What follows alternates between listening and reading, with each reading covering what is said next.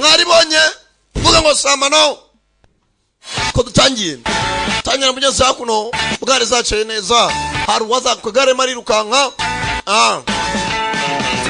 tayari hari ko gatandatu mugeze n'amasaha mu gitondo musore muto wafira ditangira guca filime yiswe Freakish Katrore. No. Oya.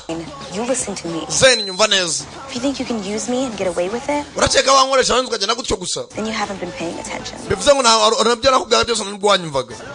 Well, you'll find out what I mean soon enough. Savu bangaraza kumenya ibyo navugaga ngo ndi seriye. They want to look out at the parking lot. Nta ndwana reba hano hanze aho baparika imodoka. Kuba mugeze nagakobwa. Stuck in this pit on a Saturday. Mani ntago nimvije ko ngiye guhera muri uyu mwana kuri wa gatandatu. We could have got kicked out. Mani ntago bapfa kutwirukana gutyo. Yo, that looks just like Dwight's knife. Actually, mother cha Dwight. It's because it was Dwight's knife. It's cha Dwight. You stole it? Bamwe by'icyuma. He gave it to me. Yarachimaye. Jenzi ngo nabari naje ku ishuri ku gatandatu. Ko mu mukobwa uko araha. Abona hakurya. Harano akonya hafashwe umuriro. Ako nabitindaho. We Grover. Where you going, sucker? Aza kuri muri rukaho. Ati ngiye mu bihano ku ishuri. Sasa arunanyisho bakora amakosa bakazabahamagara ku gatandatu. Bagahanwa. Who the hell are you? Urinde ubundi hano. Grover Jones? Jabaita Grover Jones. Grover Jones. Ni profe. You're not on the list. Ntago uri kuri list y'abantu bagomba guhanwa uyu munsi. I know, coach, but I'd like Ndabizi coach ariko. to stay. Ndashaka muri class yawe.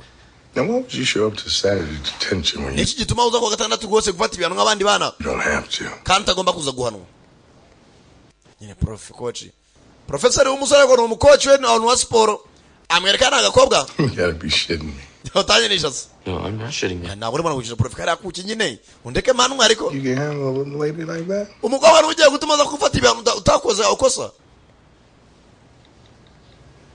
Nago cha Grover chikundira. Can I stay? Waretse ngo muri class prof. Oh, I wouldn't miss it. Ntabwo nakubangamira bro. Butt in the seat. Tena wicara. Prof itegera Your seriyo. butt in the seat. Tena wicara sukurejana nk'abandi bose. Ntabwo sasa nakosa cyakoze. All right, people, I gotta go get something. Baretse gato basore nyari ibintu ngiye kuzana. Let's put the cell phones away. Mubika amatelefoni yanyu. Eyes forward. Amasi imbere. Oh, shut. Mufungane iminwa. Sasa ari ku gatandatu yakoze ikosa hanze. Babahamagara mugahanijwe kwicara muri classe cyangwa se mukajya gukubura ikigo gukuka ibintu nk'ibyo. Sasa ari umugenzi arabicurangira. Ibo bifitiye amahoro nta kibazo nakosa bakoze ku ishuri. Hano hari agakobwa kazi gucuranga. What? Niki? Sometimes you gotta let it out. Hase ko muntu nganone cyane rwose bikana risoni. Sasa hakuno.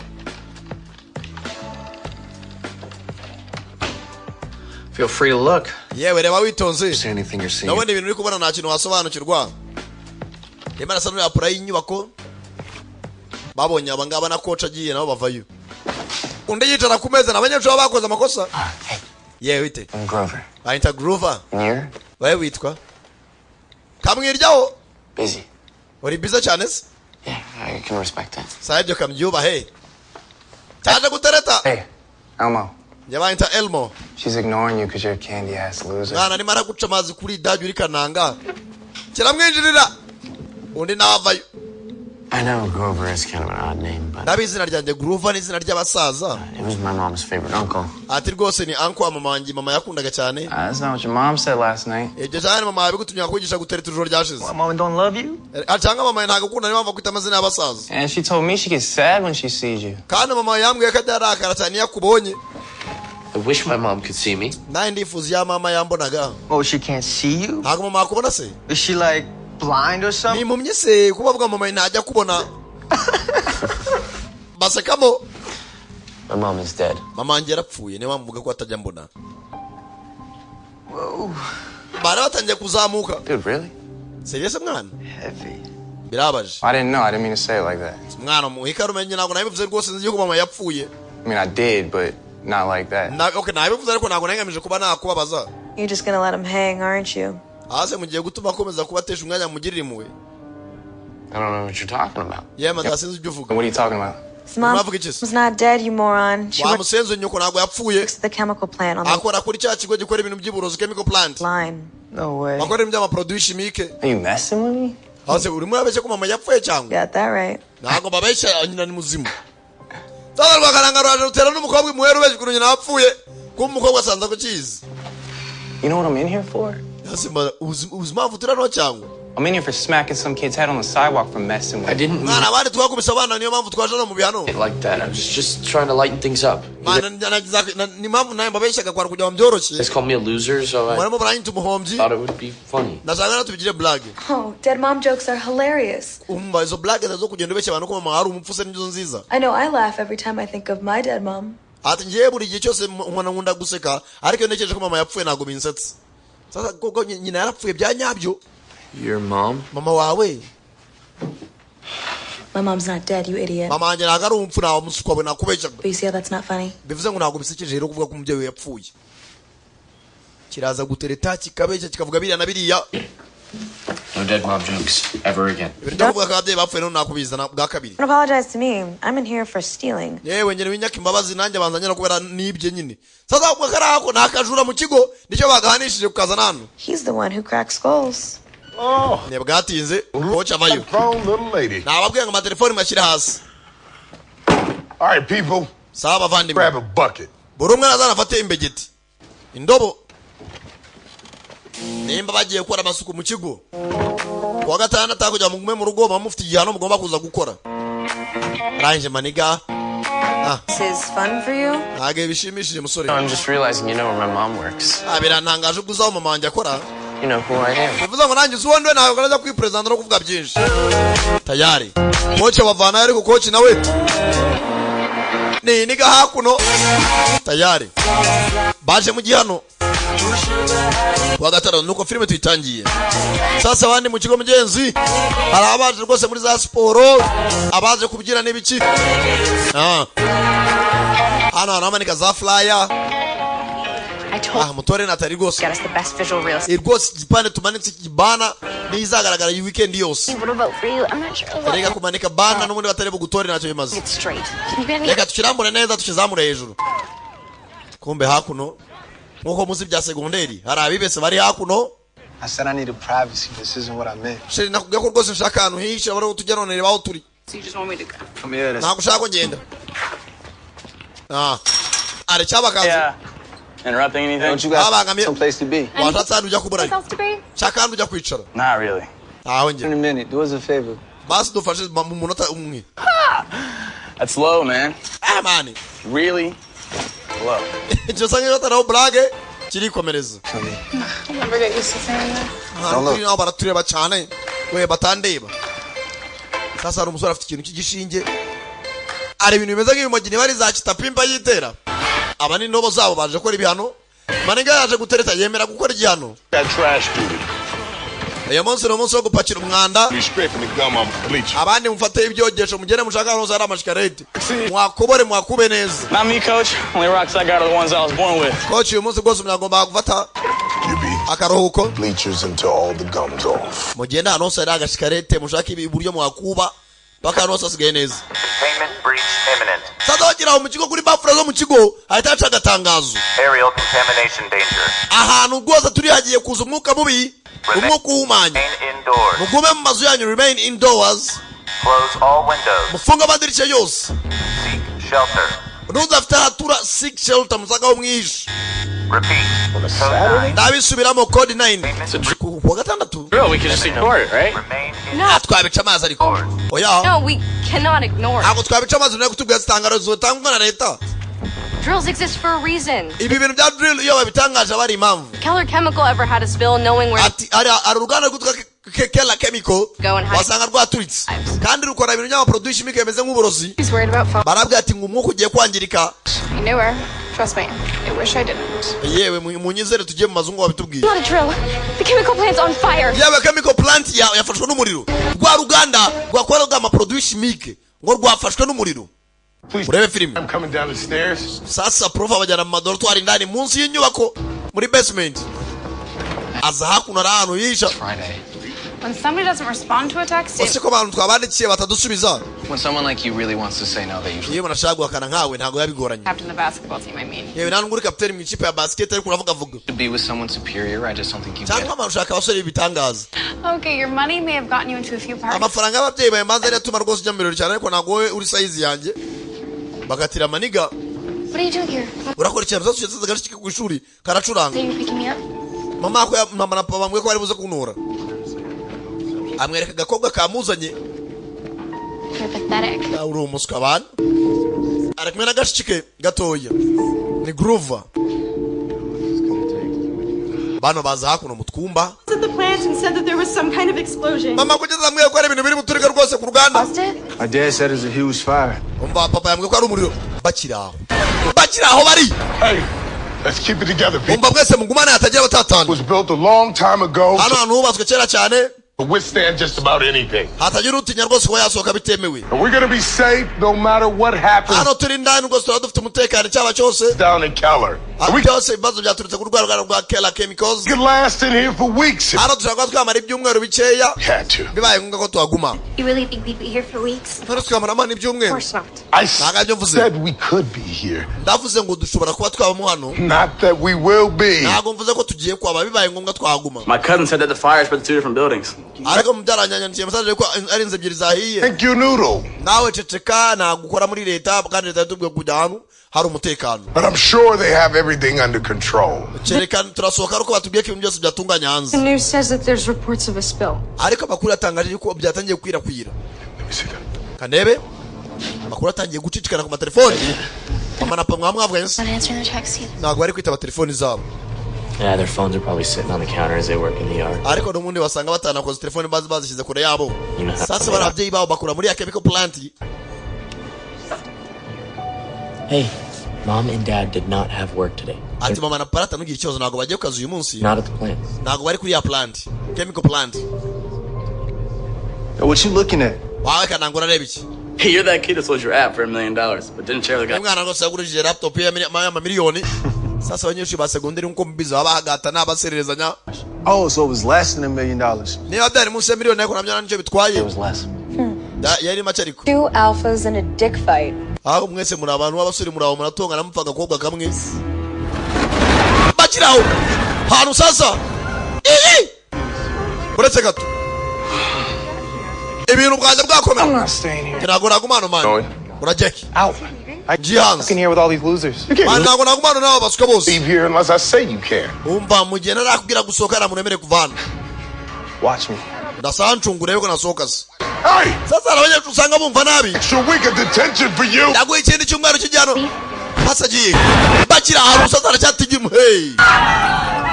Hobari. I'm not trying to be trapped in here. Bana njye ntabwo bamfunya na mano bro. Sasa murabizi by'insoresore no kwiyumva. Kubagira inama biba bigoye. Bose barasohoka. Diesel, Kumbe kananga Diesel ageze hano. French, you don't leave the shelter until Twe nta muntu ugomba gusohoka hano. Kureba hano hanze. Kureba hanze. Kuri rwa ruganda. Yo! This is going. Hano nyagasani hano wagira ririmbutse. Ntabwo byumvikana. Bakira aho haraturiga. Yo! Kumbe garitse yose. Biracyaturiga. Tanya kuzima itingito. Bamuzana. I can't get in these. Mwe mwese mugumana banyembuzerezo. Telefone ntabwo ziri gukora. Whatever happened must have knocked out the system. Umva byanga byakundi bibaye bikuyeho iminara yose. Mine's ringing. Telefone yanjye irimo iracamo. Irimo iracamo. It's getting through. Ko yagasoni nye. It was ringing. Yari irimo irasona ariko nayivuyeho. Ringing. Mwabyumvise ko yasonaga. Urakiye kuri magic. Ndekura cha prof imena amatwi. good idea. We ntabwo ari igitekerezo cyiza. Move out of the way. Hasi wambuye imbere. Karabasunika gacaho. People know. Barangije. Dry eye. Mane niba nafata furuzo zifata ariko ndasohotse bro ntabwo nagumanye ni muri gereza se. Got his truck. Can't just leave it out. Mane nyafite imodoka mane kamva hano hakiri kare. Go outside. Hasi mwaretse gusohoka hanze. My dad works at the plant. He said that when in doubt, don't go out. Ati papa wanjye akora kuri plant yambwiye ngo nihagira ikibanza dusohoke mu nzu. The news said it was a chemical breach. N'itangazamakuru ryavuze ko byanga byakunda ari ibintu by'uburozi byaturitse mu ruganda. We have to stay nta gusohoka. inside, keep the windows closed, and we can Batubwiye tuguma mu nyubako kandi amadirishya afunze. not breathe that air. Tudahumeka umwuka uri hanze. Don't even think about it. Well, utatekereza. You boss me around because you care about me. Tangiye kwigira boss cyane kunyitayeho cyane se. I'm bossing you around because you're about to do something stupid. Umva nemo ndakwigira umuntu kuruta kwera kushaka gukora ibintu by'ubuswa. Sawara konza kungira inama. Take care of yourself. Wewe yiteho ndagiye ntacyo dupfana. Adi abandi banyeshuri basohoka bumva nabi. Take care, man. Wewe yiteho. Stand aside. Muvandi wagumye ndani bro. What you doing? You kidding, right? I have to make sure the twins are okay. You heard? Kumenya ko impanga zimeze neza. I'm not letting you. Says you? You can't go outside. We nagwaje hanze. Brothers are probably terrified. You know my mom can't handle this. Look, also, Manje nagwa yabicamure ko hatuje. they're not okay. Don't say that! Wivuga gutyo. Talking about. Nagazi byavuga. You did not just say that with me standing right here. We nako tukaguma duhagaze no nkijiji I bana. know what I'm talking about. Ibyo nyamuga ndabizi bro. Not safe outside. He has no idea what's out there. Mwana ntawuzi ikiri hano hanze. Why you keep talking, man? Twins Amani bavuga ngani. might be okay. Impanga zamera neza. There's a good chance you won't be if you go out into that. Ayo kushaka no kutazibona mutsozi. You don't want them to lose their big sister, do you? Hana gushaka kubura mushiki wawe mukuru.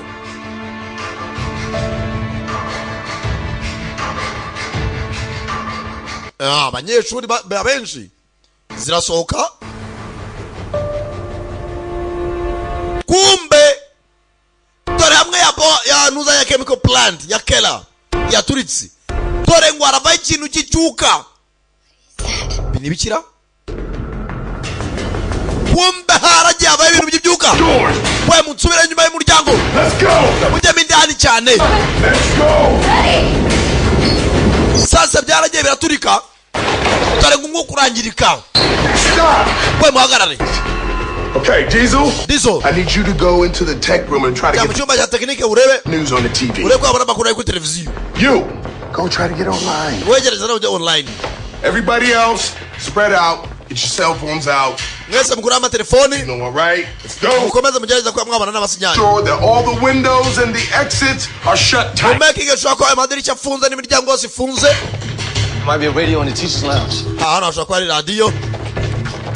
Bose barabwira abajya gushaka amarezo abashaka ibiki abajya kureba kuri televiziyo mana we ani nyagasani yo kirere cyangiritse mwaranye na sinyare kabisa. I'm not getting a signal. Ndanye na sinyare hano bakwiye ku icupa Some shitty wine? kana manye wine Playing around. ngana nabwanya wo gukina ari bro. Here we go. Barabona kiradiyo. Oh, please. Mana bashaka kumva ko bakumbari n'amakuru cyangwa ibyo batangaza kuri radio. Please work. Mana dufashe radio kore. Sasa hanze uragara hose yahindutse. Hey, Yewe any luck? No. amahirwe abagizira Go room on the second floor and there's no signal anywhere. ahantu hose no kuri floor ya kabiri na sinyari na ahantu hose nta namwe sinyari iri. All anywhere. Hey, what is it? Yewe niki kugira gutya no bigiye kibazo. But I heard a siren. Nari meze nkumvishiye mu buduha. Or anything at all? Yaracyo ndimo ndumva. Wind. Sibyo umuyaga utambuka. That's weird, right? I mean, we should be hearing sirens or Twakabaye twumva nk'ubuduha bw'imodoka za polisi. helicopters or something. Helicopter cyangwa ikindi kintu. Kumbe hano sasa na telefone zo mu kigo. Kochi. Sasa bose byabacanze. Nope. Nta kintu kiraca mu wapi. We're gonna be here for a while. Hano turahamara akanya tuko mbibona. Tayari. Bwatinze. Amasara agenda arisunika. Tayari. Kumbe ndani abanyeshuri bari. Hey. Grover abagenzi bose bamwe ko bakaryamye. Nyamunini acaho yitonze.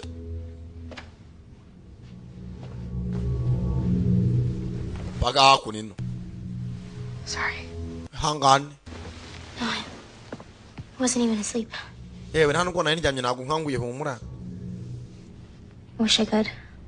I'm this crazy mix of totally exhausted and totally wide awake. Umuntu kuno yararushye rwose no kudaryama nabyo ni ikibazo. Adrenaline. Ikibazo cya adrenaline. Shock. Habwo nta gashoke n'ubwoba n'iki. Do you think anyone from the lower valley made it? ese cheka abantu barepfiya muri valley barokotse. I want to believe they did. Yewe ndi kwimagine ko bakiza ariko simbizi. I just keep thinking that I just want to be home. Ndimo ndibaza yaba natashye ndi mu rugo. And then I realized that home probably isn't even there anymore. None ndimo ndimagine iwacu wasanga abana ari imutse no mukiri muzima. I didn't say goodbye to my parents this morning. Muri gitondo kimbabaje nagiye kujya ku ishuri sinasezerana n'umubyeyi wanjye. Bozo afite ko bayuko ashaka gusanga n'ababyeyi babo bapfuye kare. I keep trying to remember what the last thing we said to each other was and I can't. Ha nubwo nibuka n'ijambo rya nyuma navuga n'ababyeyi banjye mbere yuko dutandukana. We didn't say goodnight last night. Usibye n'ijyo nijoro ryashize twagiye kuryama nta n'umuntu wanabwiye ngo agire ijoro ryiza. Byari n'umwana ajya kuryama ntasezera ababyeyi agahita ajya mu buriri direct kubyuka abana discipline biri hasi ntihagire umuntu asezera muri uko kwagiye mu byajyamo. I'm sure we talked all yesterday. Umunsi w'ejo mbazana n'umuntu umwe wo mu rugo twavuganye. Sasa uyu nawe ko yakaje hano aba za kwa gashike. Trying to get some sleep, okay? Sagerageza uryame sibyo? Sawa. Kaga kugapengana mu kigo ngakura amaguru anigarica. You look out for her. Abaza umwitaho cyane. Do you have any siblings? Ese waba ufite abana muvukana? One older brother, Thomas. Ufite musaza wanjye mukuru witwa Thomas. Does he still live at home? Aracyabi iwanyu? He was on his way back to Lehigh this morning. Ati yagiye ahantu witwa Lehigh muri gitondo bwo yagiye. But I'm not sure if he made it out of the valley. Ariko sinzi ko yashobora kuba yageze amahoro. I'm sure he did. Ntugire ikibazo yageze amahoro bana. Be an asshole. Ukigira umuswa cyane. But he can know. Ntawe ubizi niba yageze amahoro cyangwa nayo yafatiwe mu nzira. Karangije kamushyiraho amaguru. Kazi kagakunda. You're only touching me because Tanangura ko nabyo bishire mu twabumva. Kuko niwo mwuka wanyuma wahumeka kuri iyi si. Understood. Ndabyumva mabuja. Karangije kariyengeka. Hacinga esas. Memu nui.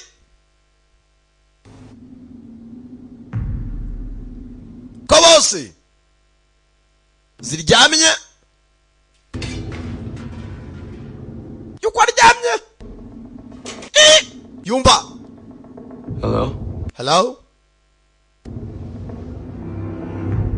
Arabibomborekana. Shuriye amaguru ku ruhande. Guruva zimuvanayo. Abandi baryamye zirasinzira.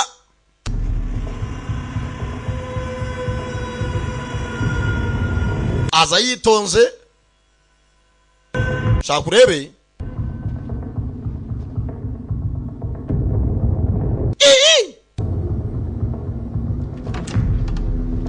Akomezamo indani.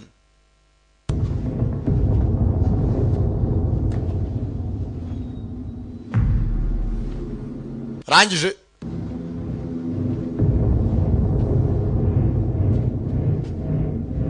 Ano. Hey, whoa. Wait, but it's Grover, just Grover, bro. listen. Umbamba. Got off on the wrong foot. Manu ayibye bro. I am so sorry about what I said earlier. Mbabare basyo navuze kare. I talk to get myself out of stuff. I do it all the time. Arabose umara bose ndaza nguhunga. I'm doing it now. Ntabwo rwose twaguma urwana. Gise kamu. I don't like you. Ngana ntabwo nkunda bro. But Diesel, if you think about it, you started it. Ariko Diesel ni mwatangiye munserereza. I mean, you called me a loser. Wanyise umuhombyi. Because you are a loser. Nena kwise umuhombyi ukuri umuhombyi nyine. Right. Musawa. Kirangije. I need to sleep. Ngeneye kuryama utambangamira. Sawa. Take that as apologies. Sawa nemeye ko mpaye imbabazi nta kibazo. Ntiyabitindaho. Kumbe hanze aratambukaga. Maniga yitonze.